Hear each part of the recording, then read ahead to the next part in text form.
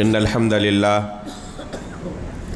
نحمده ونستعينه ونستغفره ونعوذ بالله من شرور أنفسنا ومن سيئات أعمالنا من يهده الله فلا مضل له ومن يضلل فلا هادي له وأشهد أن لا إله إلا الله وحده لا شريك له وأشهد أن محمدًا عبده ورسوله يا أيها الذين آمنوا اتقوا الله حق تقاته ولا تموتن إلا وأنتم مسلمون يا أيها الناس اتقوا ربكم الذي خلقكم من نفس واحدة وخلق منها زوجها وبث منهما رجالا كثيرا ونساء واتقوا الله الذي تساءلون به والأرحام إن الله كان عليكم رقيبا يا أيها الذين آمنوا اتقوا الله وقولوا قولا سديدا يصلح لكم أعمالكم ويغفر لكم ذنوبكم ومن يطع الله ورسوله فقد فاز فوزا عظيما أما بعد فإن أصدق الحديث كتاب الله وأحسن الهدي هدي محمد صلى الله عليه وسلم وشر الأمور محدثاتها وكل محدثة بدعة وكل بدعة ضلالة وكل ضلالة في النار۔ انتہائی قابل قدر صدر مجلس، معزز مشائخ کرام، بزرگان دین و ملت، عزیز دوستو اور پردہ نشین ماں و بہنوں، اللہ رب العالمین کی عطا کردہ نعمتوں میں ہمارے پاس اگر سب سے بڑی کوئی نعمت ہے تو وہ دین کی نعمت ہے، شریعت کی نعمت ہے۔ اللہ رب العالمین نے قرآن کریم کے اندر اسے نعمت قرار دیا ہے، وَأَتْمَمْتُ عَلَيْكُمْ نِعْمَتِي، تو یہ اللہ رب العالمین کی طرف سے عظیم نعمت ہے جو ہمیں ملی ہوئی ہے۔ اگر ایک انسان کے پاس دنیا کی ہر نعمت موجود ہو، دین کی نعمت نہ ہو تو اس سے بڑا بد نصیب کوئی نہیں، اور اگر دین کی نعمت اس کے پاس موجود ہو، دوسری نعمتوں سے، بہت ساری نعمتوں سے محروم بھی ہو، پھر بھی وہ انتہائی سعادت مند ہے، کیونکہ یہ زندگی ایک نہ ایک دن ختم ہونے والی ہے۔ اس کے بعد کی جو زندگی ہے وہ ہمیشہ کے لیے ہے، اور اس زندگی کا فیصلہ ہوگا اسی دین کی بنیاد پر۔ جیسے ہی ہماری یہ زندگی ختم ہوگی، آخرت کی زندگی شروع ہوگی، برزخ کی زندگی شروع ہوگی، قبر کے اندر ہم سے اس دین کے بارے میں پوچھا جائے گا، تمہارا دین کیا تھا؟ ایک انسان نے اس دنیاوی زندگی میں جس دین کو فالو کیا تھا، جس دین پر اپنی زندگی گزاری تھی، وہی دین وہ قبر میں پیش کرے گا، اللہ رب العالمین کے سامنے اسی دین کو پیش کرے گا۔ اگر اس کا یہ دین اللہ رب العالمین کے نازل کردہ دین سے میچ کر جائے، رسول اللہ صلی اللہ علیہ وسلم نے اپنے صحابہ کو جو دین سکھایا تھا اور جس دین پر اللہ کے رسول کی وفات ہوئی، اگر اس دین سے ہمارا دین میچ کر جائے تو بڑی سعادت کی بات ہوگی۔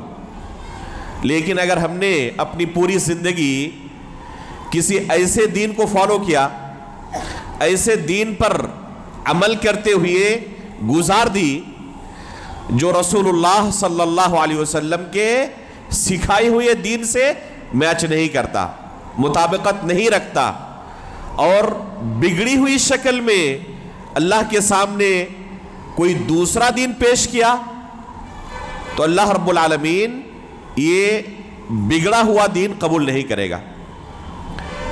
قرآن میں اللہ رب العالمین نے بیان کر دیا ہے ان الدین عند اللہ الاسلام، کہ مقبول دین اللہ کے پاس صرف دین اسلام ہے۔ کون سا دین اسلام؟ جو اللہ رب العالمین نے نازل کیا ہے، جو اللہ کے رسول نے اپنے صحابہ کو سکھایا تھا، جس کی تعلیم دی تھی اور جس پر صحابہ نے عمل کر کے دکھایا ہے۔ اگر بعد میں آنے والے لوگ اسی دین کو فالو کریں تو پھر ان کے لیے نجات ہے۔ والسابقون الاولون من المہاجرین والانصار والذین اتبعوہم بإحسان رضی اللہ عنہم ورضوا عنہ وأعد لهم جنات تجری تحتها الانہار۔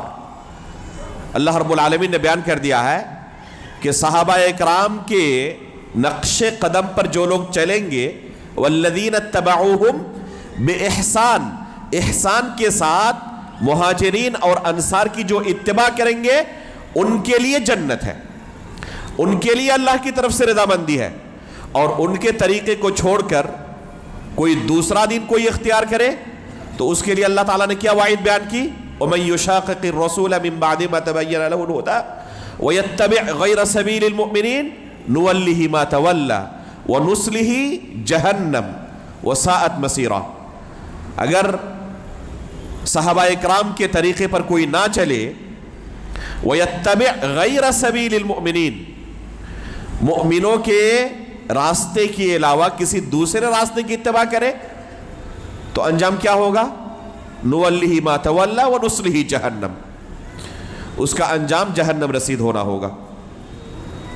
تو صحابہ اکرام کو جو دین اللہ کے رسول نے سکھایا تھا اس دین پر چلنے کا نتیجہ اللہ رب العالمین کی جنت ہے، اس دین سے روگردانی کرنے کی سزا جہنم ہے۔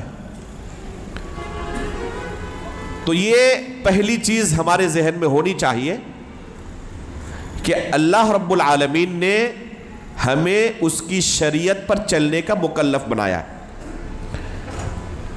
ہم نجات اسی وقت پا سکتے ہیں جب اللہ کے نازل کردہ دین پر عمل کریں، اس دین کو اپنی زندگی میں نافذ کریں۔ اگر اس دین سے ہم نے روگردانی کی تو سزا جہنم رسید ہونا ہے۔ اب دین پر عمل ہم کیسے کریں، یہ سوال پیدا ہوتا ہے۔ اللہ رب العالمین نے یہ دین نازل کیا، یہ ہدایت نازل کی دو صورت میں، ایک کتاب نازل کیا اور دوسرا اس کتاب کا معلم اللہ رب العالمین نے دنیا میں بھیجا، انبیاء اور رسولوں کی شکل میں، جنہوں نے انبیاء سے اس کتاب کی تعلیم حاصل کی، شریعت کی تعلیم حاصل کی اور اس پر عمل کیا، ان کے لیے نجات ہے۔ اور جنہوں نے اس کے علاوہ کوئی دوسرا طریقہ اختیار کیا وہ گمراہی کے راستے پر ہے۔ اللہ رب العالمین نے جب آدم علیہ السلام کو دنیا میں بھیجا تو کیا یہ اعلان کیا؟ یأتینکم منی ہدی، تمہارے پاس میری طرف سے ہدایت جائے گی، فمن اتبع ہدی فلا یضل ولا یشقی، ہدایت کی جو اتباع کرے گا وہ گمراہ نہیں ہوگا۔ تو وہ ہدایت اللہ کی طرف سے شریعت کی شکل میں آئی ہے اور انبیاء اکرام نے لوگوں کو اس شریعت کی تعلیم دی ہے، لوگوں نے انبیاء سے اس شریعت کو سیکھا ہے۔ اللہ کے رسول صلی اللہ علیہ وسلم کا وظیفہ اللہ تعالیٰ نے قرآن میں کیا بیان کیا؟ لَقَدْ مَنَّ اللَّهُ عَلَى الْمُؤْمِنِينَ إِذْ بَعَثَ فِيهِمْ رَسُولًا مِّنْ أَنفُسِهِمْ يَتْلُو عَلَيْهِمْ آيَاتِهِ وَيُزَكِّيهِمْ وَيُعَلِّمُهُمُ الْكِتَابَ وَالْحِكْمَةَ۔ یہ ہے رسول اللہ صلی اللہ علیہ وسلم کی ڈیوٹی، رسول اللہ صلی اللہ علیہ وسلم کا وظیفہ۔ وَيُعَلِّمُهُمُ الْكِتَابَ وَالْحِكْمَةَ، اللہ کے رسول کو اللہ تعالیٰ نے اس لیے بھیجا تھا تاکہ لوگوں کو کتاب اللہ کی حکمت کی تعلیم دے۔ تو اللہ کے رسول معلم تھے اور آپ کے صحابہ آپ کے متعلم تھے، آپ سے دین کو سیکھ رہے تھے۔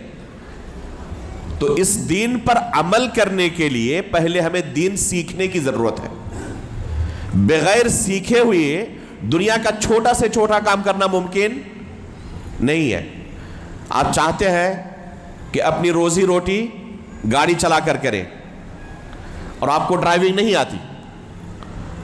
اگر بغیر سیکھے ہوئے آپ نے گاڑی چلانا شروع کر دی, نتیجہ کیا ہوگا؟ خود مریں گے, دوسروں کو ماریں گے. تو ایک چھوٹا سے چھوٹا کام بھی آپ بغیر سیکھے ہوئے نہیں کر سکتے, پہلے اسے سیکھنا پڑتا ہے. تو شریعت پر عمل کرنا ہمارے لیے ضروری ہے. عمل کرنے سے پہلے اسے سیکھنا ضروری ہے کہ کیسے عمل کرنا ہے. اس لیے قرآن میں اللہ تعالیٰ نے کیا فرمایا؟ فَعْلَمْ أَنَّهُ لَا إِلَهَ إِلَّا اللَّهُ وَاسْتَغْفِرْ لِذَنبِكَ. پہلے علم حاصل کرو کہ اللہ کے سوا کوئی برحق معبود نہیں. کلمہ لا الہ الا اللہ بھی کوئی اس کے معنی و مفہوم کو جانے بغیر زبان سے ادا کرے معتبر نہیں ہے. کوئی جانتا ہی نہیں کہ اس کلمے کا معنی کیا ہے, ہم کیا کہہ رہے ہیں کچھ پتا نہیں اسے, بغیر سوچے سمجھے اس نے کہہ دیا. جیسے آپ کسی کو مثال کے طور پر چائنیز زبان نہیں جانتا, یا ہندوستان کے اندر جو زبانیں بولی جاتی ہیں ان میں سے 2-4 زبانیں ہمیں آتی ہیں. ساؤتھ انڈیا کے اندر جو زبانیں بولی جاتی ہے, یا شمالی ہندوستان میں, مشرقی ہندوستان میں جو زبانیں بولی جاتی ہیں, بہت ساری زبان سے ہم واقف نہیں ہیں. اگر اس علاقے کا کوئی دوست آپ کا ہو اور آپ کو اس کی زبان میں سکھائے جس کا معنی آپ کو پتا نہیں, اور اس نے ایک جملہ کہا کہ اپنی بیوی کے سامنے یہ جملہ کہو گے تو بہت پیار کا اظہار کرو گے, اور حقیقت میں وہ جملہ تھا کیا؟ میں تمہیں طلاق دے رہا ہوں. اسے پتا نہیں تھا, اس نے کہہ دیا. کیا طلاق واقع ہو جائے گی؟ نہیں, وہ جانتا نہیں تھا. اگر انسان کو پتا ہو کہ میں کیا کہہ رہا ہوں اور اس کلمے کا میری زندگی پر کیا اثر ہوگا تو سوچ سمجھ کر کہے گا وہ. اگر کسی کو کلمہ لا الہ الا اللہ کے بارے میں پتا ہی نہیں ہے کہ اس کلمے کا میری زندگی پر کیا اثر پڑے گا, وہ جانتا ہی نہیں کہ اس کلمے کا کیا معنی ہے, تو اگر بغیر جانے ہوئے اس کلمے کو ادا کرے اپنی زبان سے, کوئی فرق پڑے گا؟ کوئی فرق نہیں پڑے گا. آپ کسی کو کہہ کر دیکھیں کہ اپنی بیوی کے سامنے جا کر کہو کہ میں تمہیں طلاق دیتا ہوں, کہے گا وہ؟ نہیں کہے گا. کیوں؟ اگر کہہ دے تو جانتا ہے کہ کیا اثر پڑے گا زندگی پر. تو پہلے جاننا ضروری ہے کہ میں کیا کہہ رہا ہوں. فَعْلَمْ أَنَّهُ لَا إِلَهَ إِلَّا اللَّهُ. تو پہلے علم حاصل کرنا ضروری ہے عمل کرنے کے لیے. امام بخاری رحمہ اللہ اس آیت سے استدلال کرتے ہوئے اپنی صحیح کے اندر باب قائم کر رہے ہیں, باب العلم قبل القول والعمل, کہ علم کا درجہ قول اور عمل سے پہلے آتا ہے. پہلے آپ کو سیکھنا ضروری ہے, پھر عمل کی باری آتی ہے. تو پہلے ہمیں سیکھنا ضروری ہے شریعت کے بارے میں, تاکہ ہم صحیح طریقے سے عمل کر سکیں. کیسے سیکھیں گے؟ اس کے لیے محنت کی ضرورت ہے. بغیر محنت کے کوئی چیز حاصل نہیں ہوتی. صحیح بخاری کے اندر امام بخاری رحمہ اللہ فرماتے ہیں انما العلم بالتعلم, علم یہ سیکھنے سے آتا ہے. تو سیکھنا پڑے گا. کن سے سیکھیں گے؟ اہل علم سے. جیسے کہ صحابہ اکرام نے اللہ کے رسول سے سیکھا تھا. اللہ کے رسول کو اللہ تعالیٰ نے معلم بنا کر لوگوں کے درمیان بھیجا تھا. یہی طریقہ رہا آدم علیہ السلام سے لے کر رسول اللہ صلی اللہ علیہ وسلم تک. اللہ رب العالمین لوگوں کے درمیان انبیاء اکرام کو بھیجتے رہے, اور یہ انبیاء لوگوں کو اللہ کی شریعت سکھاتے رہے. اللہ کے رسول آخری رسول تھے, آپ کے بعد یہ سلسلہ ختم ہو چکا, لیکن دین سیکھنے اور سکھانے کا یہ سلسلہ قیامت تک جاری رہنے والا. اب یہ انبیائی مشن کون سنبھالیں گے؟ لوگوں کو دین کون سکھائیں گے؟ جو انبیاء کے وارث ہوں گے. اور انبیاء کے وارث کون ہیں؟ علماء اکرام ہیں. اللہ کے رسول صلی اللہ علیہ وسلم فرماتے ہیں العلماء ورثۃ الانبیاء, کہ علماء انبیاء کے وارث ہیں. کس چیز کے؟ درہم و دینار کے نہیں, علم کے وارث ہیں. جس طرح انبیاء اکرام لوگوں کو دین سکھا رہے تھے, اسی طریقے سے اب علماء کی ذمہ داری ہے کہ لوگوں کو دین سکھائے. جس طرح صحابہ کرام اللہ کے رسول سے دین سیکھ رہے تھے، عام لوگوں کی ذمہ داری ہے کہ وارثین انبیاء سے اسی طرح دین سیکھیں۔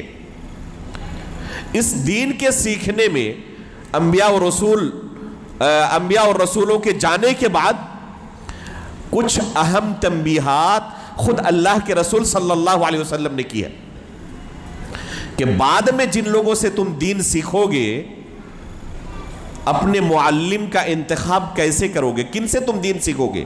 کیا کوئی بھی تمہارے سامنے دین سکھانے کے لیے حاضر ہو، ان کے سامنے تیار ہو کر بیٹھ جاؤ گے دین سیکھنے کے لیے؟ تمہیں پتہ ہی نہیں کہ وہ اصل دین سکھا رہا یا بگڑا ہوا دین سکھا رہا؟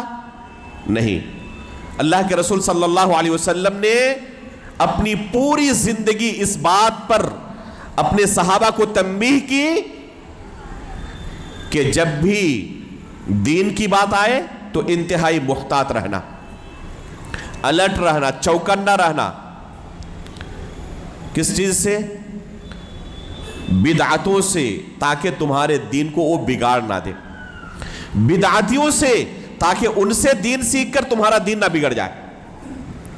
چنانچہ اللہ کے رسول صلی اللہ علیہ وسلم فرماتے ہیں ان من اشراط الساعہ ان یلتمس العلم عند الاصاغر، قیامت کی نشانیوں میں سے ایک نشانی یہ ہوگی کہ علم کن سے سیکھا جائے گا، لوگ دین کن سے سیکھیں گے؟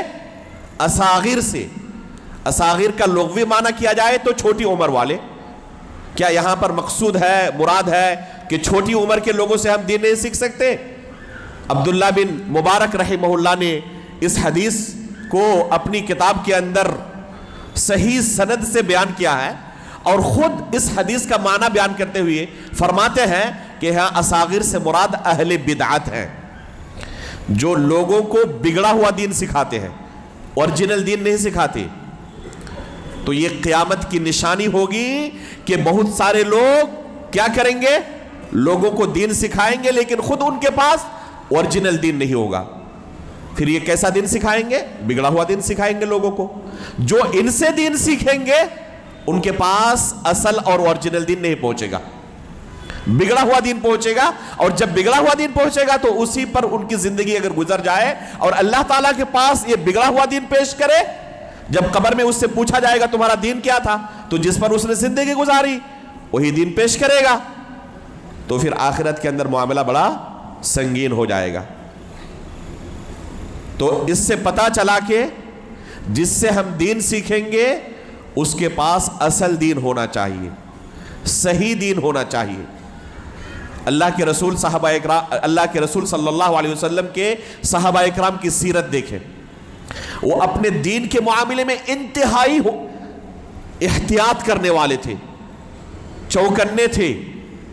رسول اللہ صلی اللہ علیہ وسلم نے انہیں اپنی زندگی کے اندر ہی تنبیہ کی ہوئی تھی کہ میری وفات کے بعد شدید قسم کے فتنوں سے تمہارا سامنا ہوگا، شدید قسم کے اختلاف دیکھو گے تم، معمولی قسم کے نہیں ہوں گے، وہ بہت سارے لوگ آئیں گے، فتنہ پرور آئیں گے، بدعتی حضرات آئیں گے جو تمہارے درمیان فتنے داخل کرنے کی کوشش کریں گے، اپنی بدعتیں داخل کرنے کی کوشش کریں گے۔ ایسے لوگوں سے چوکنا رہنے کی اللہ کے رسول نے اپنی زندگی میں ہی تنبیہ کی تھی۔ فَإِنَّهُ مَن يَعِشْ مِنْكُمْ بَعْدِي فَسَيَرَى اخْتِلَافًا كَثِيرًا۔ اللہ کے رسول صلی اللہ علیہ وسلم فرماتے ہیں کہ میرے بعد جو لوگ زندہ رہیں گے وہ شدید قسم کے اختلافات دیکھیں گے، معمولی قسم کے نہیں۔ کیا کرنا اس وقت؟ فَعَلَيْكُمْ بِسُنَّتِي وَسُنَّتِ الْخُلَفَاءِ الرَّاشِدِينَ الْمَهْدِيِّينَ تَمَسَّكُوا بِهَا وَعَضُّوا عَلَيْهَا بِالنَّوَاجِزِ۔ اس وقت تم میری سنت، خلفائے راشدین کی سنت کو لازم پکڑنا، جس طریقے پر میں ہوں میرے خلفائے راشدین ہیں انہی کے طریقے کو لازم پکڑنا، تب تمہیں نجات ملے گی، اور ادھر ادھر اگر بھٹکے تو ہلاکت کے سوا تمہارا کوئی انجام نہیں ہوگا۔ عضوا علیہا بالنواجز، داڑھ کے دانتوں سے اسے مضبوطی کے ساتھ پکڑے رہنا۔ اگر کوئی شخص کشتی سے گر جائے اور کوئی رسی اس کے ہاتھ لگ جائے تو کس طرح پکڑتا ہے اسے؟ اگر یہ رسی ہاتھ سے کھل گئی تو زندگی یہی ختم ہو جائے گی، ممبئی لوکل میں بہت سارے لوگ چڑھتے ہیں اور کوئی کسی کو کھڑکی مل جاتی ہے، کسی کو کوئی سریا مل جاتا ہے، اسی کو پکڑ کے سفر کر رہے ہیں، کتنی مضبوطی سے پکڑے رہتے ہیں. اگر کسی طرح ہاتھ سے پھسل گیا تو زندگی یہی ختم. تو اسی طرح اللہ کے رسول کی سنت اور خلفائے راشدین کی سنت کو اللہ کے رسول نے فتنوں کے زمانے میں مضبوطی سے پکڑے رہنے کا حکم دیا ہے. اگر سنت سے ہٹے تو تباہی کے منہ پہ چلے جاؤ گے، یہیں سے جہنم کا سفر شروع ہوگا. یہ سب کے سب جتنے جو فتنہ پرور ہوں گے وہ سب کے سب جہنم کی طرف بلانے والے ہوں گے. دعات علی ابواب جہنم، اللہ کے رسول نے کہا کہ جہنم کے دروازے پر بہت سارے دعات کھڑے ہوں گے، وہ تمہیں بلا رہے ہوں گے جہنم میں داخل کرنے کے لیے. سنت سے ہٹو گے سیدھا ان کے راستے پر چلو گے. تو اللہ کے رسول صلی اللہ علیہ وسلم نے اپنے صحابہ کو تنبیہ کی ہوئی تھی اور صحابہ اکرام اسی وجہ سے الرٹ تھے. کسی سے بھی کوئی انہیں اللہ کے رسول کی بات سنانے کے لیے آئے، اللہ رب العالمین کا کلام سنانے کے لیے آئے، شریعت سکھانے کے لیے آئے، تو اس کے سامنے فوراً نہیں بیٹھ جاتے تھے کہ چلو یہ قرآن و حدیث کی تو بات کر رہا ہے، اس سے دین سیکھنے میں کوئی حرج نہیں ہے. ان کا طریقہ یہ نہیں تھا. عبداللہ بن عباس رضی اللہ تعالیٰ عنہ کی آپ سیرت پڑھیں، جب رسول اللہ صلی اللہ علیہ وسلم کی وفات ہوئی تو انہوں نے، اس وقت عمر ان کی بہت زیادہ نہیں تھی، چھوٹے سے بچے تھے، اپنے ساتھیوں سے کہا کہ اللہ کے فضل سے ابھی بھی کبار صحابہ ہمارے درمیان موجود ہیں، ان کے وجود کو ہم غنیمت سمجھتے ہیں اور ان سے جب تک اور جتنا ہو سکے دین سیکھ لیتے ہیں، اللہ کے رسول کی احادیث سیکھ لیتے ہیں. ان کے ساتھیوں نے ساتھ نہیں دیا، اکیلے نکل پڑے مدینے کی تپتی گرمی میں جس میں جسم جھلس جائے. دوپہر کے وقت صحابہ اکرام کے چوکھٹ پر جا کر بیٹھ جاتے، دروازہ نہیں کھٹکھٹاتے، انتظار کرتے کہ کب یہ قیلولہ کر کے گھر سے باہر نکلیں گے تاکہ ان سے کچھ دین سیکھ لیں، اللہ کے رسول کی حدیثیں سیکھ لیں. یہ صحابہ اکرام باہر نکلتے، دیکھتے کہ عبداللہ بن عباس رضی اللہ تعالیٰ عنہ کا جسم گرد و غبار سے بھرا ہوا ہے. تعجب سے کہتے کہ اللہ کے رسول کے چچا زاد بھائی، ہمارے دروازے پر آپ کو آنے کی کیا ضرورت تھی؟ ہمیں خبر دے دیتے، ہم آپ کے پاس آ جاتے. یہ صحابہ اکرام شرف محسوس کرتے کہ ہم آل بیت کی خدمت کر سکیں، ان کے کچھ کام آ سکے. تو عبداللہ بن عباس رضی اللہ تعالیٰ کیا کہتے کہ میں طالب علم ہوں اور ایک طالب علم کو استاد کے پاس آنا پڑتا ہے. یہ ان کی حرص تھی کبار صحابہ سے دین سیکھنے کی. لیکن جب فتنے ظاہر ہوئے، عثمان غنی رضی اللہ تعالیٰ عنہ کو قتل کر دیا گیا، روافظ کا فتنہ ظاہر ہوا، خوارج کا فتنہ ظاہر ہوا، اور خصوصی طور پر اللہ کے رسول صلی اللہ علیہ وسلم کی طرف جھوٹی حدیثوں کی نسبت کا فتنہ شروع ہوا. لوگ اپنے مقصد کو کسی طرح حاصل کرنے کے لیے اللہ کے رسول کی طرف جھوٹی حدیثوں کو نسبت کرنے لگے. تو عبداللہ بن عباس رضی اللہ تعالیٰ عنہ کا عمل دیکھیں، صحیح مسلم کے مقدمے کے اندر ان کا یہ عمل موجود ہے. بشیر بن کعب العدوی نام کا ایک شخص عبداللہ بن عباس رضی اللہ تعالیٰ عنہ کے پاس آ کر اللہ کے رسول کی حدیثیں سنانا شروع کر دیتا ہے. قال رسول اللہ صلی اللہ علیہ وسلم، قال رسول اللہ صلی اللہ علیہ وسلم. اور عبداللہ بن عباس رضی اللہ تعالیٰ عنہ بالکل بھی ان کی طرف توجہ نہیں دے رہے ہیں، وہ اللہ کے رسول کی حدیثیں سنا رہے ہیں اور یہ بالکل انسنا کر دے رہے ہیں. کچھ وقت کے بعد انہوں نے کہا عبداللہ بن عباس آپ کو کیا ہو گیا؟ میں اللہ کے رسول کی حدیثیں آپ کو سنا رہا ہوں اور آپ میری طرف بالکل بھی توجہ نہیں دے رہے ہیں. تب عبداللہ بن عباس رضی اللہ تعالیٰ عنہ نے کہا کہ اگر سبب ہی جاننا چاہتے ہیں تو سنیں، کیا وجہ ہے، میرے اس تعامل کی وجہ کیا ہے سن لیں.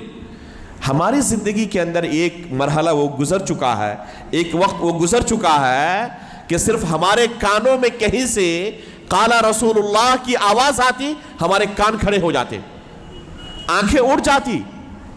ابتدرت الیہ ابصارنا واصغینا الیہ بآذاننا، ہماری آنکھیں اٹھ جاتی، کان کھڑے ہو جاتے. کس کے پاس اللہ کے رسول کی حدیث ہے؟ لپکتے ہم اس کی طرف کہ آپ کے پاس اللہ کے رسول کی کوئی حدیث ہے، ضرور ہمیں جلدی سنائیں.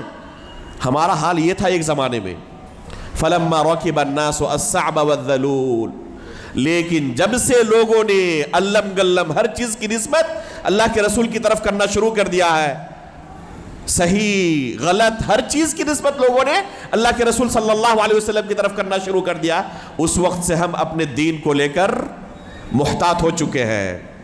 اب ہر ایک سے ہم دین کی باتیں نہیں سنتے، اللہ کے رسول کی حدیثیں نہیں سنتے۔ جن کے بارے میں پہلے سے پتہ ہوتا ہے کہ ان کے پاس صحیح حدیثیں مل سکتی ہیں، صحیح دین مل سکتا ہے، بس اسی سے سنتے ہیں، ہر ایک سے نہیں سنتے۔ اب کیا پتہ چلا عبداللہ بن عباس رضی اللہ تعالیٰ عنہ کے اس طرز تعامل سے کہ صحابہ اکرام اپنے دین کو لے کر بڑے الرٹ تھے۔ کوئی ہمیں دین سکھانے کے لیے آئے اور اس کے بارے میں ہمیں کچھ نہیں پتا کہ وہ کون سا دین ہمیں سکھائے گا، اصلی دین سکھائے گا جو اللہ کے رسول نے اپنے صحابہ کو سکھایا تھا، یا بگڑا ہوا دین سکھائے گا، اور اس سے ہم دین سیکھنا شروع کر دیں۔ بعد میں پتا چلا کہ اس نے اپنے بہت سارے شکوک و شبہات ہمارے ذہن کے اندر داخل کر دیے، اور اس وقت بہت تاخیر ہو چکی ہے۔ تو افسوس کے علاوہ کوئی چارہ نہیں ہوگا۔ تو پتہ چلا کہ جس سے ہم دین سیکھیں گے اس کے منہج کا صحیح ہونا بہت ضروری ہے۔ دوسری اہم چیز کہ جس سے ہم دین سیکھیں گے اس کا قرآن و حدیث کا عالم ہونا ضروری ہے۔ اگر کوئی خود کتاب و سنت کو پڑھنا نہیں جانتا، اس نے کتاب و سنت کا علم حاصل نہیں کیا ہے، تو ظاہر سی بات ہے کہ وہ ہمیں دین نہیں سکھا سکتا، کتاب و سنت کی تعلیم نہیں دے سکتا۔ یہ اسی طرح ہے کہ کسی اندھے کو آپ کسی ٹریفک کا کیا کریں، ذمہ دار بنا دے، کسی ٹریفک کی اس کو ذمہ داری دے دے کہ آپ لوگوں کی رہنمائی کریں، یہ گاڑی پہلے آئے گی، یہ گاڑی بعد میں جائے گی، اور وہ کیا ہے، خود اندھا ہے، نتیجہ کیا ہوگا، ایکسیڈنٹ ہوگا۔ تو اندھا راستہ نہیں دکھا سکتا۔ جو خود کتاب و سنت کا علم نہیں رکھتا وہ دوسروں کو کتاب و سنت کی تعلیم نہیں دے سکتا۔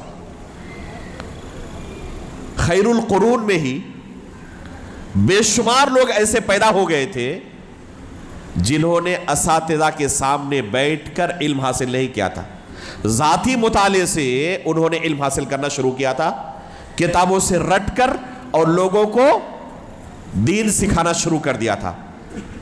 تابعین نے، تبع تابعین نے ایسے لوگوں سے سخت انداز میں تحذیر کی اور کہا کہ ان سے بچ کے رہنا، ان سے دین مت سیکھنا۔ مدینے کا حال یہ تھا، ابو الزناد رحمہ اللہ فرماتے ہیں ادرکت بالمدینۃ مئۃ کلہم مأمون لا یؤخذ عنہم العلم یقال لیس من اہلہ، کہ مدینے کے اندر میں نے 100 ایسے لوگوں کو پایا، اور یہاں پر کثرت تعداد بیان کرنا مقصود ہے، یعنی بہت سارے ایسے لوگ تھے جو دین کے معاملے میں بڑے مأمون تھے، لٹیرے چور اچک کے نہیں تھے، یہ بڑے امانات دار تھے، لیکن ان سے علم نہیں لیا جاتا تھا۔ یہ علم دینا چاہتے تھے لوگوں کو لیکن لوگ بھاگتے تھے ان سے۔ وجہ کیا ہے؟ یقال لیس من اہلہ، بس ایک جرم تھا، لوگ کہتے تھے کہ یہ اہل علم میں سے نہیں ہے۔ امام مالک رحمہ اللہ نے اس کی توجیح کی ہے کہ ایسے لوگوں سے لوگ کیوں بھاگتے تھے، کیونکہ انہوں نے یہ علم اساتذہ کے سامنے بیٹھ کر حاصل نہیں کیا تھا، کتابوں سے رٹ لیا تھا، اس وجہ سے لوگ ان سے بھاگتے تھے۔ تو پتہ چلا کہ علم حاصل کرنے کا طریقہ کیا ہے، استاد سے علم کو سیکھنا ہے۔ جیسے صحابہ نے اللہ کے رسول سے سیکھا تھا، اللہ کے رسول ان کے معلم تھے، اور یہ طریقہ خود اللہ کے رسول نے بیان کیا تھا، تسمعون ویسمع منکم ویسمع ممن یسمع منکم، تم مجھ سے سن کر یہ دین سیکھو گے، اور اگلا جنریشن جو آنے والا ہے وہ تم سے سن کر اسی طرح اس دین کو سیکھیں گے، پھر اس کے بعد کا جو جنریشن ہوگا وہ اسی طرح اپنے سابقین سے اس دین کو سیکھیں گے۔ تو یہ طریقہ ہے دین سیکھنے کا کہ استاد کے سامنے بیٹھ کر اس دین کو سیکھا جائے۔ کتابوں سے رٹ کر کوئی عالم نہیں ہوتا، اسے علماء سے سیکھنا پڑتا ہے، ان کے سامنے ایک لمبی مدت تک بتدریج اس شریعت کے علم کو حاصل کرنا پڑتا ہے، تب وہ اس لائق ہوتا ہے کہ لوگوں کو کیا کریں، اللہ رب العالمین کا دین سکھائے۔ دیکھیں دعوت و تبلیغ کا ایک مرحلہ وہ ہے جسے ہم اصلاح اور تربیت کا نام دیتے ہیں۔ دعوت و تبلیغ کے بہت سارے مراحل ہیں۔ ادنا درجہ اس کا یہ ہے کہ آپ اپنے ماتحت لوگوں کی اصلاح کریں، ان کی تربیت کریں، اور اس کا مکلف اللہ رب العالمین نے سب کو کیا ہے۔ الا کلکم راع وکلکم مسئول عن رعیتہ۔ اللہ کے رسول صلی اللہ علیہ وسلم فرماتے ہیں مروا اولادکم بالصلاۃ وہم ابناء سبع واضربوہم علیہا وہم ابناء عشر۔ یہ حکم جو ہے ہر ایک کے لیے، یہ دعوت کا ہی ایک درجہ ہے، لیکن سب سے ادنا درجہ ہے۔ امام نووی رحمہ اللہ فرماتے ہیں کہ دین کے بے شمار مسائل ایسے ہیں، بحیثیت مسلمان ہر کوئی ان مسائل کا عالم ہوتا ہے، چاہے وہ پڑھنا لکھنا نہ جانے، اپنا نام بھی لکھنا نہیں جانتا، لیکن دین کے ان مسائل کے بارے میں اسے علم ہوتا ہے۔ مثال کے طور پر زنا حرام ہے، جھوٹ بولنا حرام ہے، شراب حرام ہے، گرچہ وہ پڑھنا لکھنا نہ جانتا ہو، اگر مسلمان ہے تو اسے پتا ہے ان چیزوں کا۔ بے شمار مسائل ایسے ہیں جنہیں شریعت کی اصطلاح میں معلوم من الدین بالضرورہ کہا جاتا ہے۔ ایسے مسائل کے بارے میں اللہ رب العالمین نے ہر شخص کو اپنے ماتحت لوگوں کا مکلف بنایا ہے۔ اس کے گھر کے اندر ماتحت لوگوں کی اسے تربیت کرنی پڑے گی۔ اگر بچہ نماز نہیں پڑھتا تو اس سے پوچھا جائے گا، وہ کہے کہ میں عالم دین نہیں تھا، اس وجہ سے میں نے نماز کا حکم نہیں دیا تھا، اس وجہ سے میں نے شراب سے نہیں روکا تھا، اس وجہ سے میں نے جھوٹ بولنے سے نہیں روکا تھا اپنے ماتحت لوگوں کو، تو اللہ تعالیٰ کے پاس وہ بچ نہیں پائے گا۔ تو یہ بھی ایک دعوت ہے جس کا مکلف اللہ تعالیٰ نے سب کو کیا ہے، لیکن یہ دعوت کا ادنا درجہ ہے، اور دعوت کا اعلیٰ درجہ یہ ہے، آخری درجہ یہ ہے کہ انبیاء کا جو مشن تھا وہ مشن آپ اختیار کریں، انبیاء کے وارث بنے، اور لوگوں کو اللہ رب العالمین کی شریعت سکھانے کے لیے ان کے سامنے اپنے آپ کو پیش کریں۔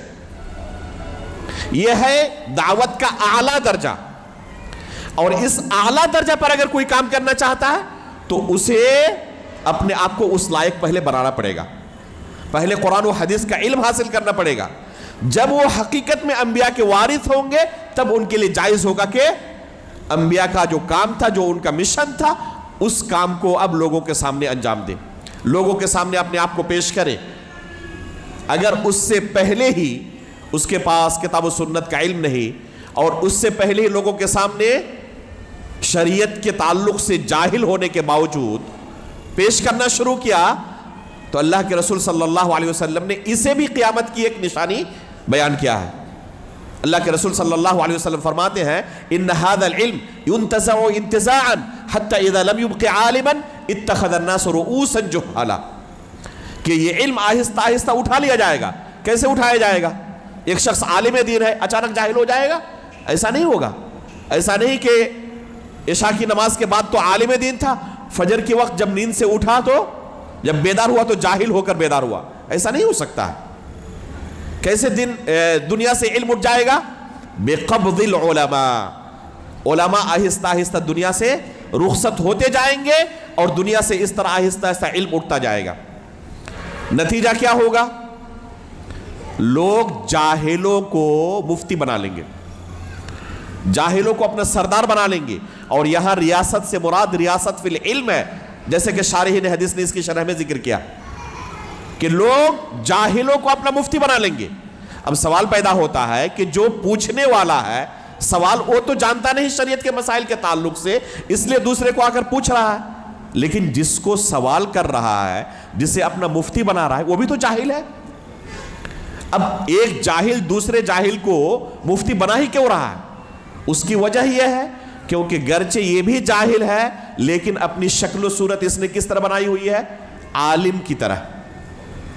گرچہ یہ جاہل ہے، قرآن و حدیث کو پڑھ بھی نہیں سکتا، یہ اس کے سامنے حدیث کی کوئی کتاب رکھ دیں آپ، شریعت کے جو اہم مصادر ہیں ان کے سامنے آپ کھول کے رکھ دیں، پڑھ بھی نہیں سکتا، کتاب کے نام تک کا اسے علم نہیں ہے، اور وہ لوگوں کو دین سکھانا چاہتا ہے۔ تو لوگ اس سے اسی لیے دھوکہ کھا جاتے ہیں، گرچہ وہ جاہل ہے لیکن اپنی شکل و صورت لوگوں کے سامنے ایک عالم کی طرح بنایا ہوا ہے وہ، اور لوگ سمجھتے ہیں کہ ان کے پاس شریعت کا علم ہے۔ نتیجہ کیا ہوتا ہے؟ لوگ ان سے دین کے بارے میں پوچھتے ہیں اور یہ بے دھڑک جواب دیتے ہیں، اور وہ بھی گمراہ ہوتے ہیں، یہ بھی گمراہ ہوتے ہیں۔ یضلون ویضلون، یہ خود گمراہ ہوتے ہیں، دوسروں کو گمراہ کرتے ہیں۔ تو یہ قیامت کی ایک نشانی ہے۔ پتہ چلا ہمیں کہ دین سیکھنا ضروری ہے، لیکن جس سے دین سیکھیں گے اس کے اندر بنیادی دو صفت کا پائے جانا ضروری ہے۔ پہلی صفت کیا ہے؟ کہ جس سے ہم دین سیکھیں گے اچھی طرح چیک کر لے کہ اس نے علماء کے سامنے بیٹھ کر ایک لمبی مدت تک بتدریج کتاب و سنت کا علم حاصل کیا یا نہیں کیا۔ سلف صالحین کہا کرتے تھے لا یؤخذ العلم الا عمن شہد له بالطلب، ایسے کسی بھی شخص سے علم حاصل نہیں کیا جائے گا جس کے بارے میں یہ معروف نہ ہو کہ ایک زمانے میں اسٹوڈنٹ رہ چکا ہے۔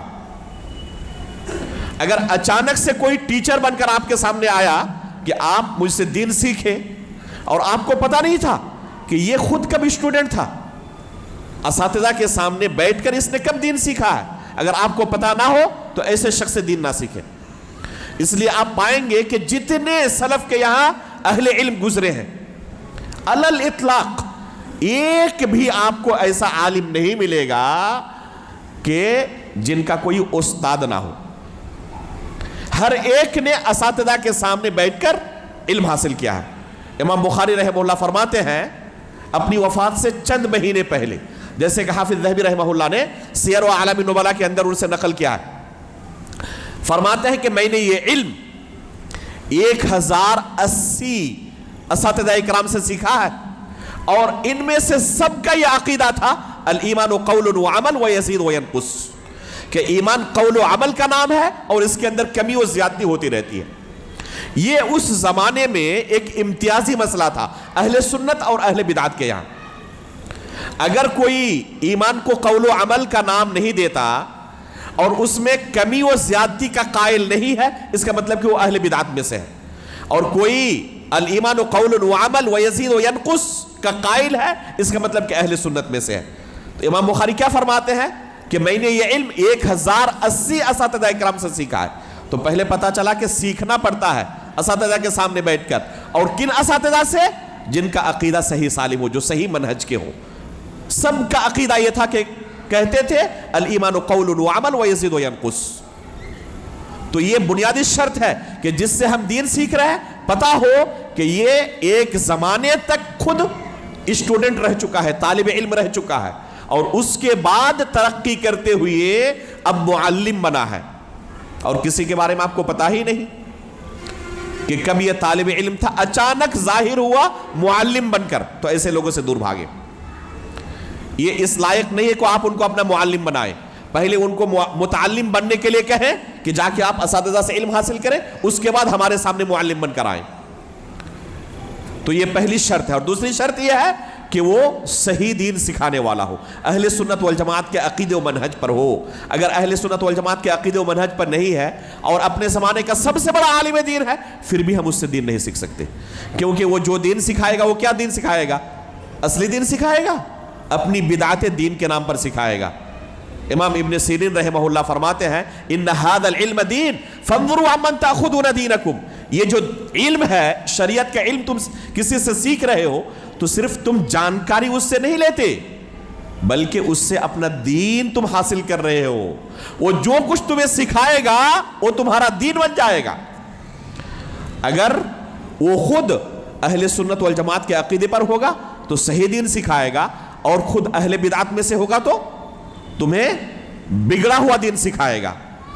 اس لیے جب یہ اہل بدعت ظاہر ہوئے تو امام ابن سیرین رحمہ اللہ فرماتے ہیں یہ صحابہ اکرام کے زمانے میں اہل سنت اور اہل بدعت کی تفریق شروع ہو چکی تھی۔ یہ آج کے دور کی کوئی نئی ایجاد نہیں ہے، یہ آج کے سلفی علماء اپنی طرف سے کچھ آپ کو سکھا نہیں رہے ہیں، اور یہ تفریق نہیں کر رہے ہیں کہ اہل سنت اور اہل بدعت میں تفریق کرو۔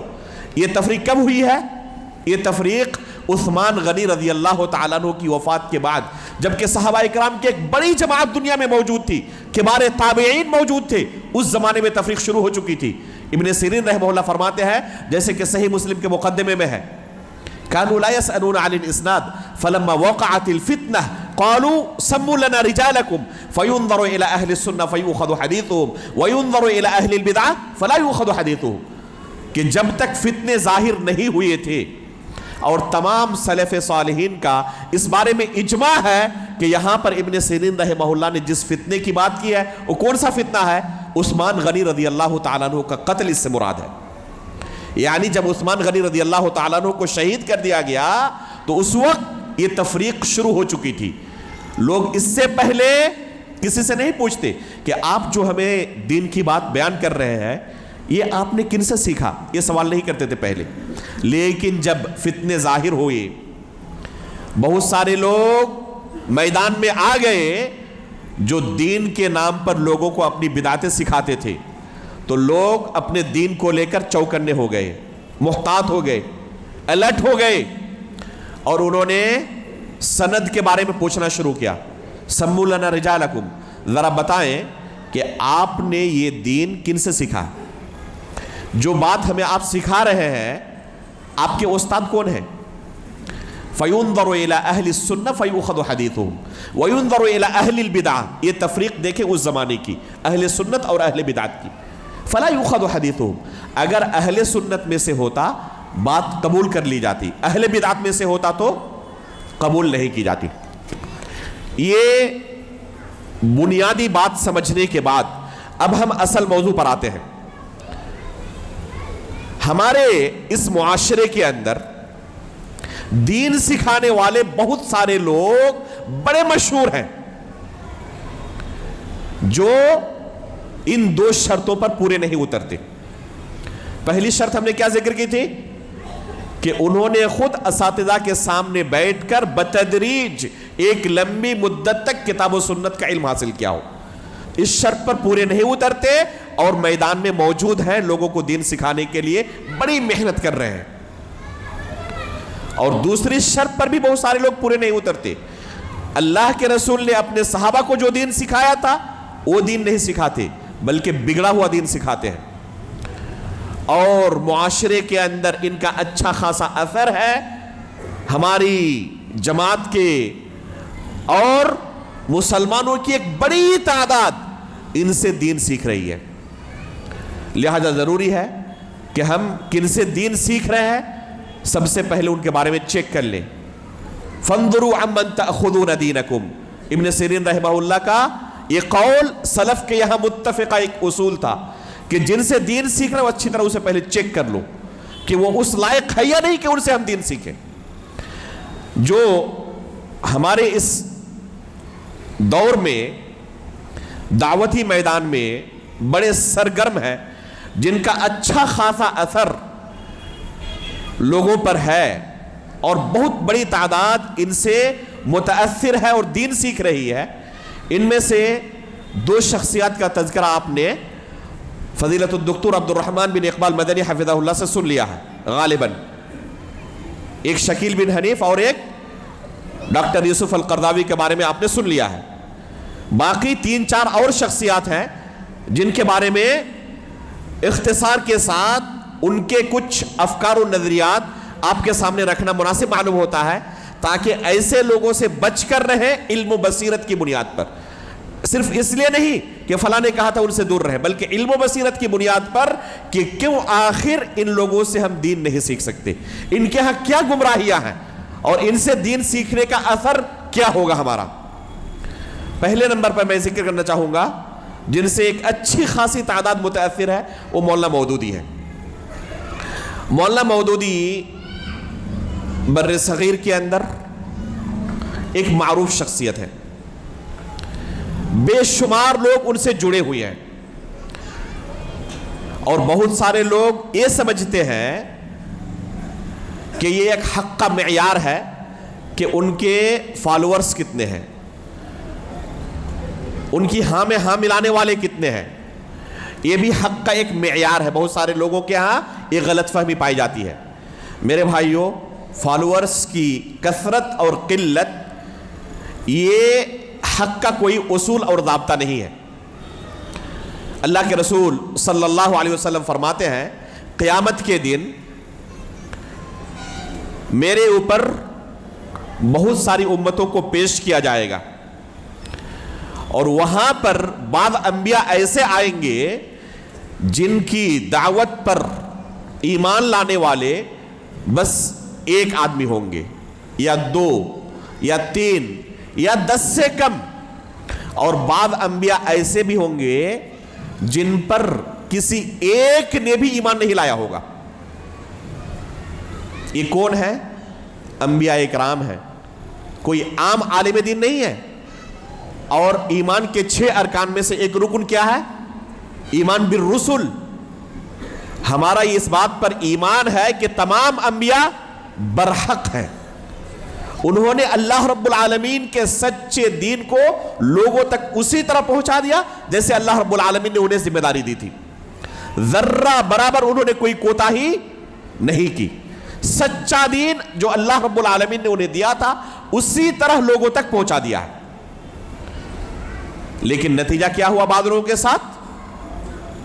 بعض انبیاء کے ساتھ نتیجہ یہ ہوا کہ صرف ایک شخص نے اسلام قبول کیا، کسی کے ہاتھ پر ایمان لانے والے صرف 2 ہوئے، 3 ہوئے، اور بعض کے ساتھ ایسا بھی ہوا کہ ایک بندے نے بھی ان کی دعوت قبول نہیں کی۔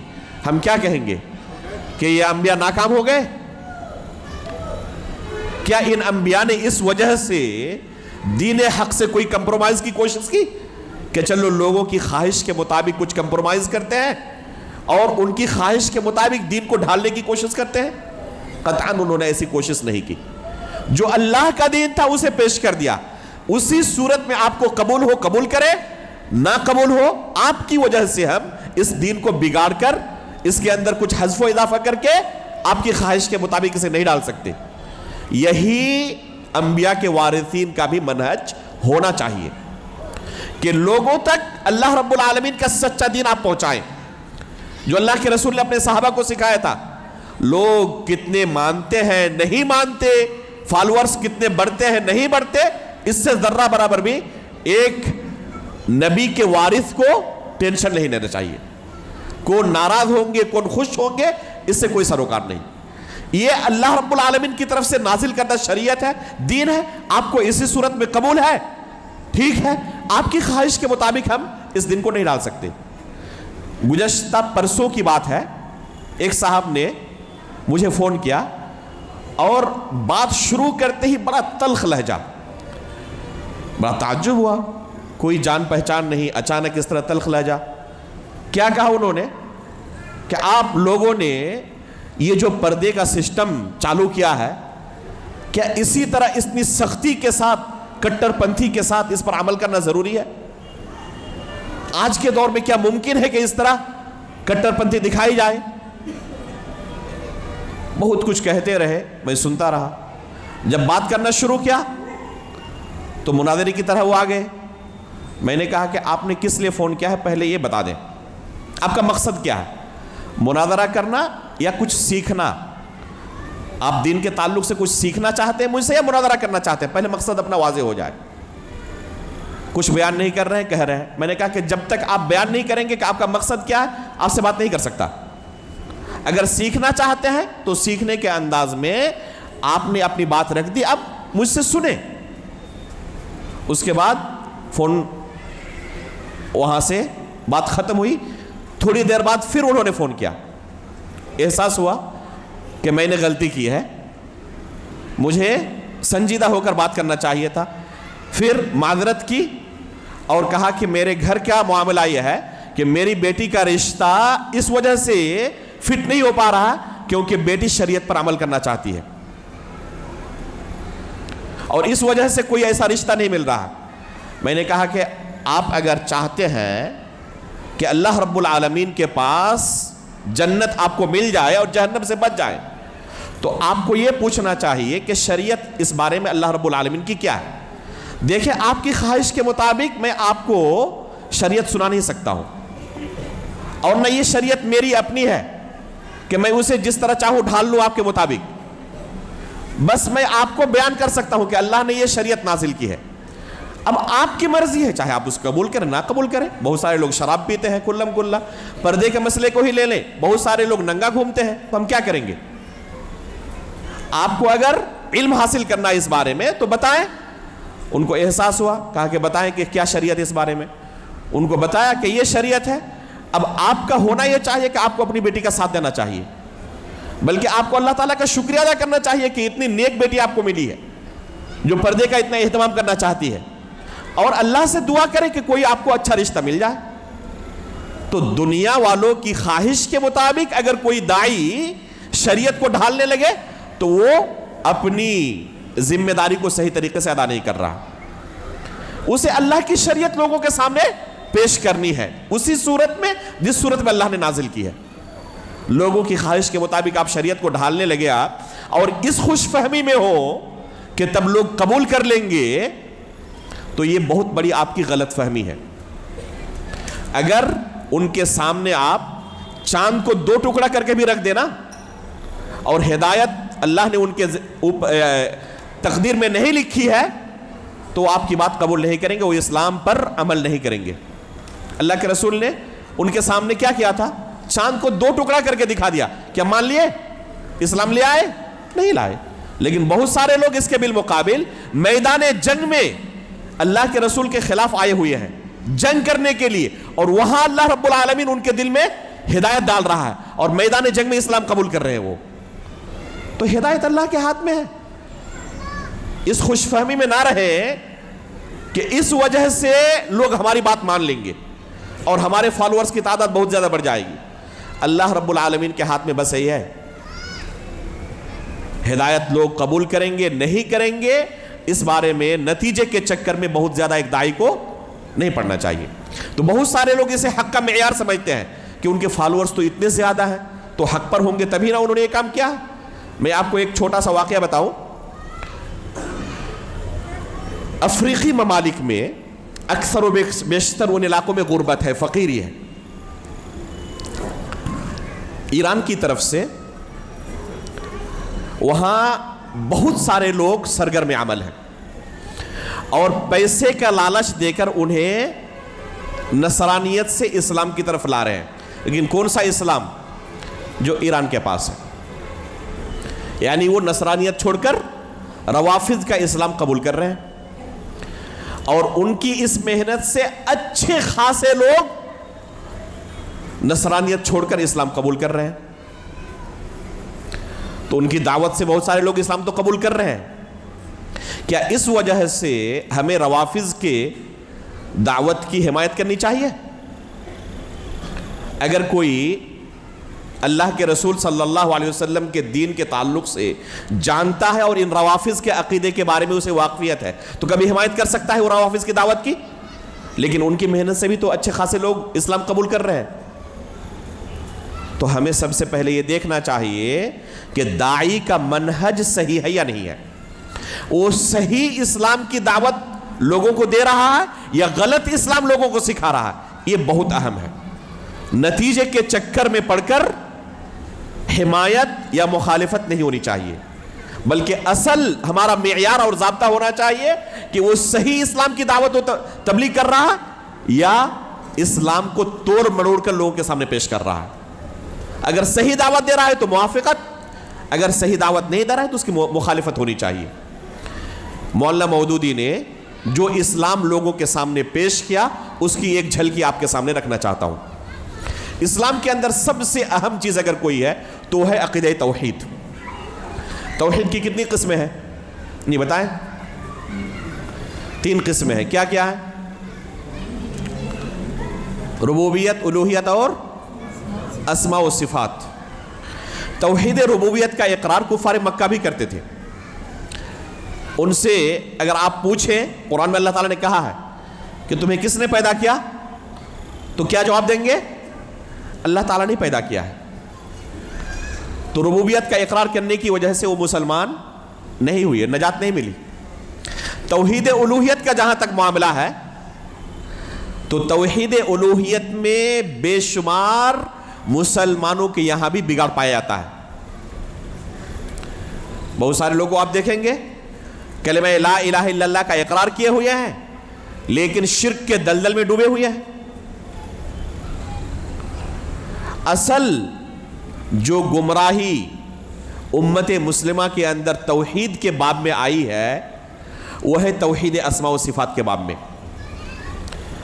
شروع میں عموماً شرک کے اندر مبتلا ہونے والے لوگ نہیں تھے، لیکن جو گمراہی داخل ہوئی امت مسلمہ کے اندر اسی توحید اسماء و صفات کو لے کر، اللہ کے رسول صلی اللہ علیہ وسلم نے جو یہ پیشین گوئی کی تھی کہ میری امت 73 فرقوں میں بڑھ جائے گی اور عنقریب یہ فتنے ظاہر ہوں گے، تو جب یہ فتنے ظاہر ہوئے تو کس شکل میں ظاہر ہوئے؟ اکثر و بیشتر گمراہ فرقوں کے یہاں یہی توحید اسماء و صفات کا باب ہے جس میں انحراف پیدا ہوا۔ چنانچہ جعد بن درہم نام کا ایک شخص اس امت میں ظاہر ہوا تابعی تابعین کے زمانے میں، اور اس نے اللہ رب العالمین کی صفات کا انکار کرنا شروع کیا، خصوصی طور پر اللہ رب العالمین کے عرش پر ہونے کا انکار اور اللہ رب العالمین کے صفت کلام کا انکار۔ اسی سے بعد میں جہم بن صفوان نے یہ عقیدہ سیکھا اور بڑے پیمانے پر اس کا پرچار شروع کیا، اور فرقہ جہمیہ نام سے ایک فرقہ وجود میں آیا جو اسی کے نام کی طرف منسوب ہے، جہم بن صفوان۔ اہم بنیادی انحراف اس کے اندر کیا تھا؟ اہم اور بنیادی انحراف یہ تھا کہ اللہ رب العالمین کی صفات کا انکار کرتے تھے۔ صفات کا انکار کرنا کتنا بڑا جرم ہے ذرا اسے سمجھیں۔ اللہ رب العالمین نے جو کچھ اپنے بارے میں قرآن کریم کے اندر بیان کیا ہے یا اللہ کے رسول نے اللہ کے بارے میں بیان کیا ہے، ان تمام چیزوں پر اہل سنت والجماعت ایمان لاتے ہیں، اس میں تحریف نہیں کرتے، یعنی نہ لفظی طور پر اسے بدلنے کی کوشش کرتے ہیں نہ معنوی طور پر اسے بدلنے کی کوشش کرتے ہیں، تعطیل بھی نہیں کرتے، یعنی کسی چیز کا انکار نہیں کرتے۔ جیسے جہمیہ نے کیا کیا؟ اللہ رب العالمین کے عرش پر ہونے کا انکار کیا کہ اللہ رب العالمین عرش پر نہیں ہے، اللہ تعالیٰ کے صفات کا انکار کیا، اللہ رب العالمین کے کلام کرنے کا انکار کیا، دیگر تمام صفات کا انکار کیا۔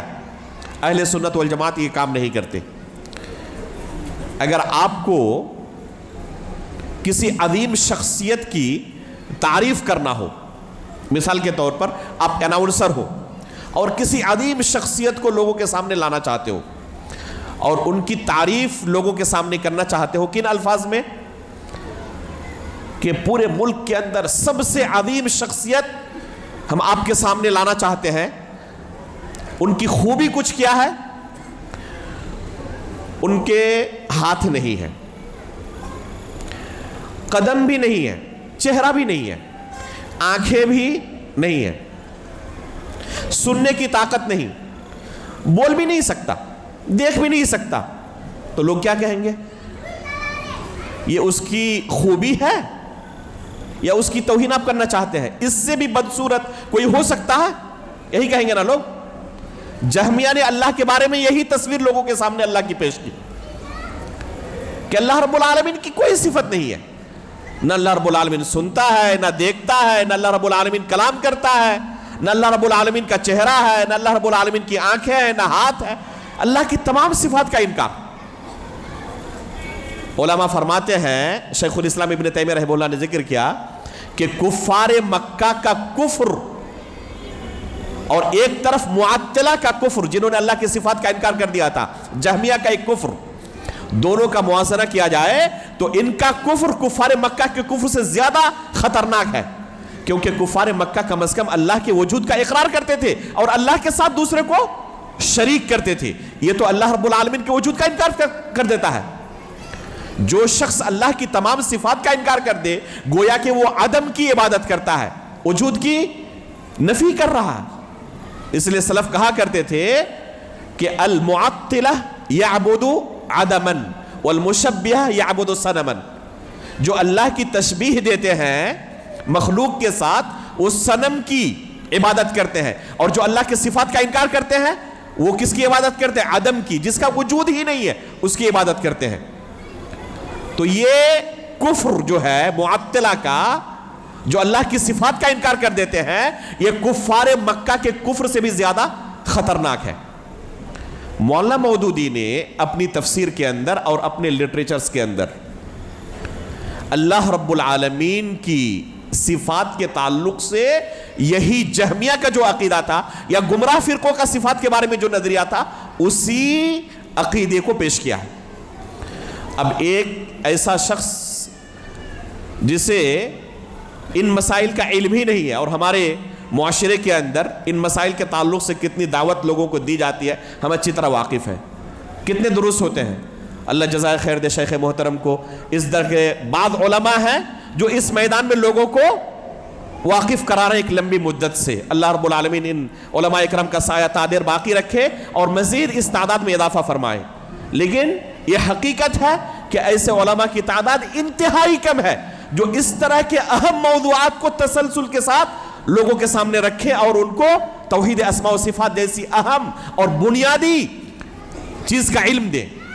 اب لوگوں کے پاس اللہ رب العالمین کے تعلق سے صحیح عقیدہ کیا ہونا چاہیے اس کا علم ہی نہیں۔ اب مولانا مودودی کی وہ کتاب پڑھے تو ظاہر سی بات ہے کہ اللہ کے تعلق سے ان کا وہی عقیدہ بن جائے گا، وہی دین بن جائے گا، اور یہی دین قبر میں وہ پیش کرے گا۔ جب پوچھا جائے گا اس سے من ربک، تو اللہ کے تعلق سے اس کا عقیدہ کیا تھا جو مولانا مودودی کی کتاب میں ہے؟ کیا ہے کتاب میں؟ ذرا ان کی کتابوں کے حوالے سے ان کا عقیدہ سنیں۔ اللہ رب العالمین کے عرش کے بارے میں سلف صالحین کا متفقہ عقیدہ ہے۔ عرش عربی زبان میں جس چیز کو کہا جاتا ہے اسی کو سلف اللہ رب العالمین کے لیے ثابت مانتے ہیں کہ اللہ رب العالمین عرش پر مستوی ہے۔ لیکن اہل بدعت اس کی تعویل کرتے ہیں اور کہتے ہیں اس سے مراد سلطنت ہے۔ مولانا مودودی اسی غلط عقیدے کی ترجمانی کرتے ہوئے تفہیم القرآن کے اندر فرماتے ہیں، رہا یہ ارشاد کہ خدا کا عرش پہلے پانی پر تھا تو اس کا مفہوم ہماری سمجھ میں یہ آتا ہے۔ واضح ہو گیا کہ ان کی سمجھ ہے بس یہ۔ صحابہ نے کیا سمجھا، تابعین نے کیا سمجھا، ائمہ اسلام نے کیا سمجھا، اس سے کوئی سروکار نہیں۔ کہتے ہیں ہماری سمجھ میں یہ آتا ہے کہ خدا کی سلطنت پانی پر تھی۔ یہ واضح طور پر تحریف ہے۔ اللہ رب العالمین کے عرش کا یہ معنی قطعا نہیں ہے جو سلف نے بیان کیا۔ اسی طرح اللہ رب العالمین عرش پر ہے اور اللہ رب العالمین کے علو کا اثبات یہ اہل سنت والجماعت کا متفقہ عقیدہ ہے۔ وَهُوَ الْقَاهِرُ فَوْقَ عِبَادِهِ وَهُوَ الْعَلِيُّ الْعَظِيمُ۔ آیت الکرسی کے اندر اللہ رب العالمین نے بیان کیا۔ شیخ الاسلام ابن تیمیہ رحمہ اللہ، اسی طرح علامہ ابن قیم رحمہ اللہ بیان کرتے ہیں کہ اللہ رب العالمین کے عرش پر ہونے کی، اللہ رب العالمین کے بلند و بالا ہونے کی 1000 سے زیادہ دلائل کتاب و سنت کے اندر موجود ہیں۔ 1000 سے زیادہ دلائل۔ اور ایک طرف مولانا مودودی کیا نظریہ پیش کر رہے ہیں، ذرا سنیں کہ اللہ رب العالمین کہاں ہے۔ کہتے ہیں کہ یہی معاملہ خالق کے حضور باریابی کا بھی ہے کہ خالق بذات خود کسی مقام پر متمکن نہیں ہے، مگر بندہ اس کی ملاقات کے لیے ایک جگہ کا محتاج ہے جہاں اس کے لیے تجلیات کو مرکوز کیا جائے، ورنہ اس کی شان اطلاق میں اس سے ملاقات بندہ محدود کے لیے ممکن نہیں ہے۔ یہ تفہیم القرآن کی عبارت ہے۔ اسی طرح اور ایک جگہ فرماتے ہیں اللہ کے بارے یہ تصور نہیں کیا جا سکتا کہ وہ کسی خاص مقام پر رہتا ہے کیونکہ اس کی ذات زمان و مکان کی قیود سے منزہ ہے۔ یہ اہل سنت والجماعت کا دور دور تک عقیدہ نہیں ہے، یہ اہل باطل کا عقیدہ ہے، گمراہ فرقوں کا عقیدہ ہے۔ اسی طرح قرآن میں اللہ رب العالمین نے کیا بیان کیا، وَيَحْمِلُ عَرْشَ رَبِّكَ فَوْقَهُمْ يَوْمَئِذٍ ثَمَانِيَةٌ کہ اللہ رب العالمین کے عرش کو قیامت کے دن 8 فرشتے اٹھائے ہوئے ہوں گے۔ قرآن میں اللہ تعالیٰ نے بیان کیا ہے۔ امام ابو داؤد رحمہ اللہ نے اپنی سنن کے اندر جابر رضی اللہ تعالیٰ عنہ سے ایک حدیث بیان کی ہے، اور امام ابو داؤد رحمہ اللہ اس حدیث سے جہمیہ پر رد کر رہے ہیں۔ وہ حدیث کیا ہے؟ اللہ کے رسول صلی اللہ علیہ وسلم فرماتے ہیں اذن لی ان احدث عن ملک من ملائکۃ اللہ من حملۃ العرش انما بین شحمۃ اذنہ الی عاتقہ مسیرۃ 700 عام۔ یہ حدیث صحیح ہے، شیخ البانی نے اسے صحیح قرار دیا ہے۔ اس حدیث کے اندر اور اس آیت کے اندر اللہ رب العالمین کے فرشتوں کا تذکرہ ہے جو اللہ کے عرش کو اٹھائے ہوئے ہوں گے. یہ قرآن اور حدیث کا عقیدہ. اور مولانا مودودی کیا کہتے ہیں اس بارے میں ذرا سنیں.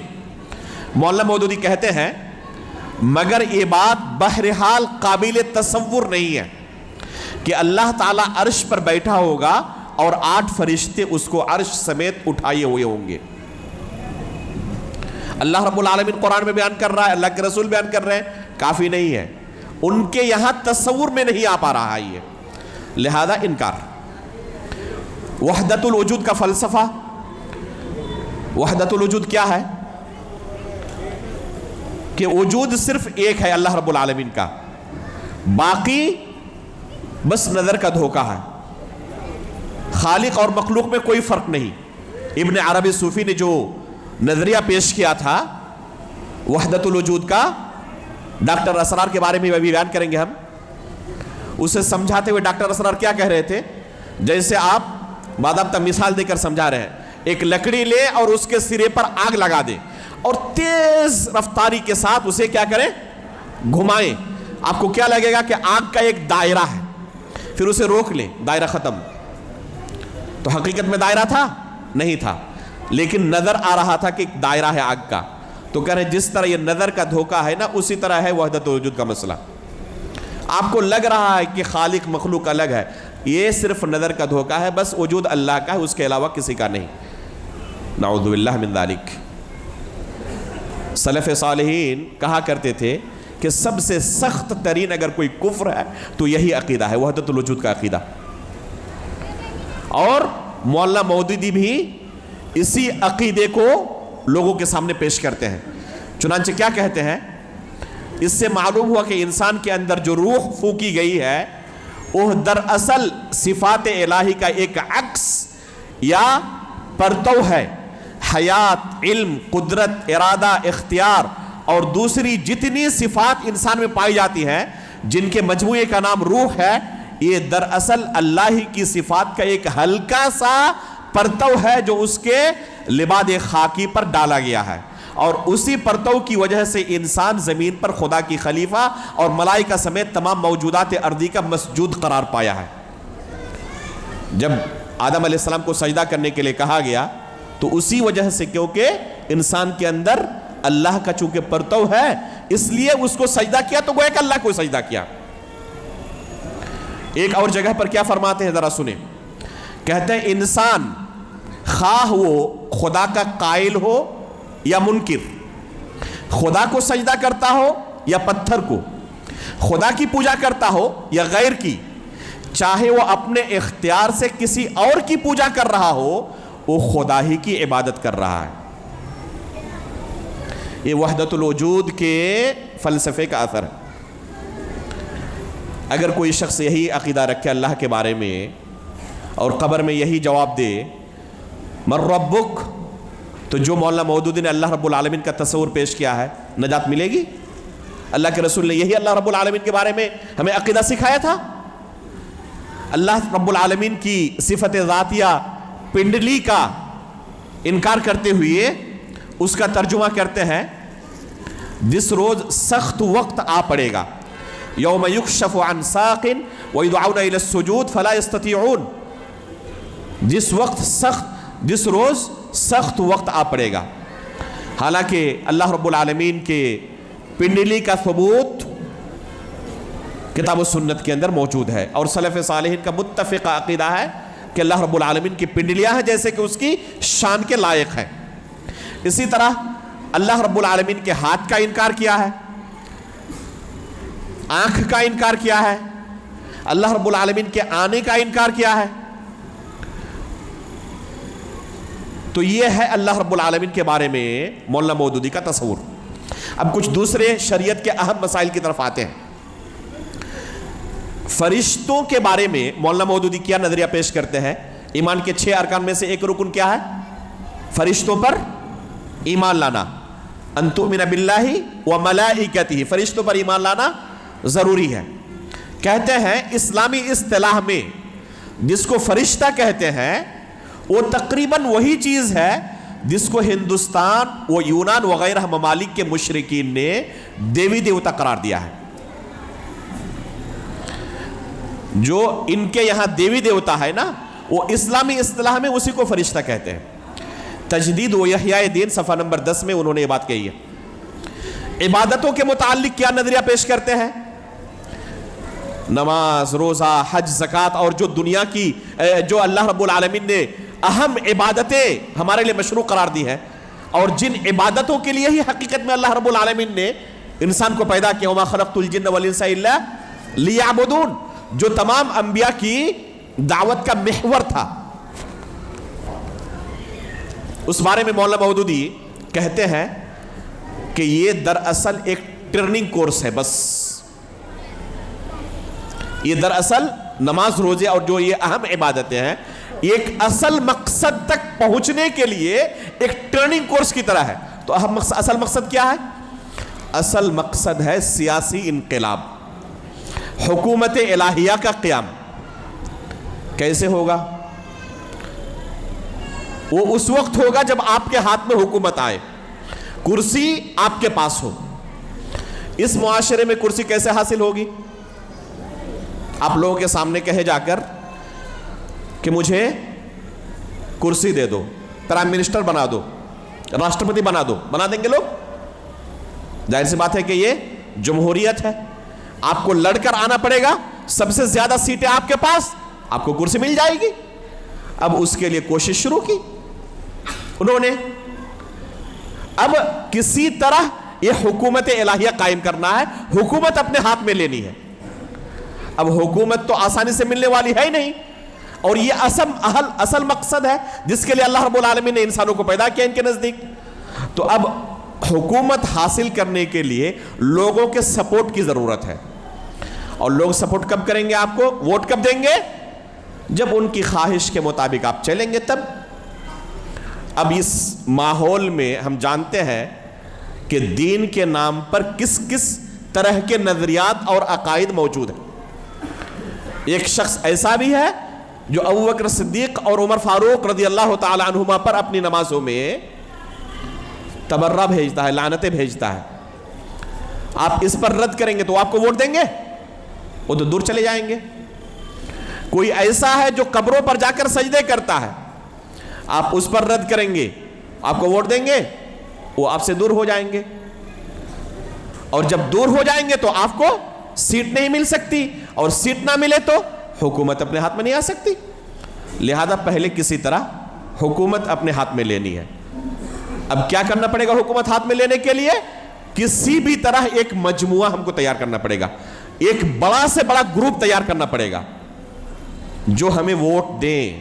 اور ووٹ تب دیں گے جب ان کی خواہش کے مطابق ہم چلیں گے، دین کو ان کے مطابق پیش کریں گے. اور اس مقصد کو حاصل کرنے کے لیے مولانا مودودی نے جو لوگوں کے خواہش کے مطابق دین کو پیش کیا، تو آپ تصور نہیں کر سکتے کہ گرتے گرتے کہاں تک پہنچ گئے. یہاں تک کہ روافض کو خوش کرنے کے لیے خلافت و ملوکیت نامی کتاب لکھی، اور اجلہ صحابہ اکرام کے کردار پر انگلی اٹھائی. جن صحابہ اکرام کے بارے میں قرآن میں اللہ رب العالمین نے جنت کی خوشخبری سنائی ہے، ان کا تذکیہ کیا ہے، اولئک الذین امتحن اللہ قلوبہم للتقوی، ان کے بارے میں مولانا مودودی نے کردار کشی کی. عثمان غنی رضی اللہ تعالیٰ عنہ، جن کے بارے میں اللہ کے رسول صلی اللہ علیہ وسلم نے ایک مجلس میں نہیں متعدد بار جنت کی خوشخبری سنائی، اور ان کے اوپر انگلی اٹھائی. کیا الزام لگایا؟ کہ حکومت اپنے ہاتھ میں آتے ہی عمر فاروق رضی اللہ تعالیٰ عنہ کے زمانے میں جو گورنر تھے سب کو معزول کر کے اپنے خاندان کے لوگوں کو بھر دیا، اقربا پرورش شروع کر دی، اور پوری حکومت، پوری سلطنت صرف ایک خاندان کے تحت آ گئی، بنو امیہ کے پاس. حالانکہ یہ سفید جھوٹ ہے. ابھی میرے 3 دروس اسی بارے میں ہوئے ہیں مسجد دارالسلام کوسہ ممرہ میں، عظمت صحابہ پر جو سیریز چل رہی ہے. گزشتہ پرسوں بھی اسی بارے میں یہ آخری درس تھا، عثمان غنی رضی اللہ تعالیٰ عنہ پر مولانا مودودی کے اعتراضات کا جائزہ. یہ سفید جھوٹ ہے. تفصیل کے ساتھ میں نے جواب دیا اس کا. حافظ صلاح الدین یوسف رحمہ اللہ کی کتاب پڑھیں, خلافت و ملوکیت کی تاریخی شرعی حیثیت, آپ پر واضح ہوگا کہ کیسے جھوٹے الزامات صحابہ اکرام کی سیرت پر مولانا مودودی نے لگائے. کس لیے؟ روافض کو, شیعوں کو خوش کرنے کے لیے کہ ان کی طرف سے حمایت مل جائے. جن کا عقیدہ اور نظریہ عید میلاد النبی منانا ہے, ان کے ساتھ جا کر شامل ہو گیا اور اس میں بھی ان کی موافقت کر دی. اس طریقے سے دین کا ایک ایسا ڈھانچہ ان کے سامنے پیش کیا جس میں تمام کی تمام بدعتیں داخل ہو گئی ہیں. جو بڑے بڑے گمراہ فرقے اس امت کے اندر ظاہر ہوئے, ان کے اندر جو سب سے بڑی گمراہی تھی, جیسے جہمیہ کے اندر سب سے بڑی گمراہی کیا تھی؟ اللہ تعالیٰ کی صفات کا انکار. یہ سب سے بڑی گمراہی لی مولانا مودودی نے. خوارج کے اندر سب سے بڑی گمراہی کیا تھی؟ حکومت کے خلاف خروج و بغاوت کرنا. یہ گمراہی وہاں سے لی. معتزلہ کے یہاں عقل پرستی کی جو گمراہی تھی, نقل پر, شریعت پر, کتاب و سنت کے نصوص پر عقل کو فوقیت دینا, یہ چیز وہاں سے لی اور انکار سنت کے ایسے ایسے چور دروازے کھولے کہ جس سے منکرین سنت کو کافی خوشی ہوئی. اور غلام پرویز نام جیسا مشہور منکر سنت, مولانا مودودی نے جو مسلک اعتدال کے نام سے لٹریچر لکھا, اسے اس منکر سنت نے نشر کیا اور خوشی ظاہر کی اور کہا کہ خوشی کی بات ہے کہ مولانا مودودی کا بھی نظریہ وہی ہے جو ہمارا ہے. اسے نام رکھا مولانا نے کیا؟ مسلک اعتدال. اور اس اعتدال کے پیچھے آج اچھی خاصی تعداد بھاگی چلی جا رہی ہے. مولانا ثناء اللہ امرتسری رحمہ اللہ نے ایک بہت لطیف اس پر کمنٹ کیا تھا کہ اعتدال میں دال کی جگہ پر فقط اس کو بدل کر زا کر دیں, باقی سب صحیح ہے. یہ مسلک اعتدال نہیں, مسلک اعتزال ہے. معتزلہ کا جو نظریہ ہے وہی نظریہ مولانا مودودی نے اس کتاب میں حدیث رسول کو لے کر پیش کیا. تو معتزلہ کے یہاں جو گمراہی تھی وہاں سے لیا اسے. روافض کے یہاں سب سے بڑی گمراہی کیا تھی؟ صحابہ اکرام پر طعن و تشنیع کرنا, یہ گمراہی لیا. جہمیہ کی, روافض کی, خوارج کی, معتزلہ کی بڑی بڑی جو گمراہیاں تھیں, یہ سب کے سب آ کر جماعت اسلامی کے اندر ایک جگہ جمع ہو گئی ہے اور اس کا نام ہے جماعت اسلامی. مولانا مودودی کی دعوت کا نتیجہ یہ ہے. اب اگر ایسے شخص سے کوئی دین سیکھے گا تو اس کا دین وہی بنے گا یا نہیں بنے گا جو انہوں نے پیش کیا ہے؟ اور قبر میں اس طرح کا دین پیش کرے گا فرشتوں کے سوال کے جواب میں, وما دینک, تو مولانا مودودی نے جو دین پیش کیا وہ میرا دین ہے. نجات مل جائے گی. اس لیے میرے بھائیوں, اپنے دین کو لے کر سترک رہیں. ایسے کسی شخص سے دین نہ سیکھیں جس سے دین سیکھنے کے نتیجے میں آپ کا دین بگڑ جائے.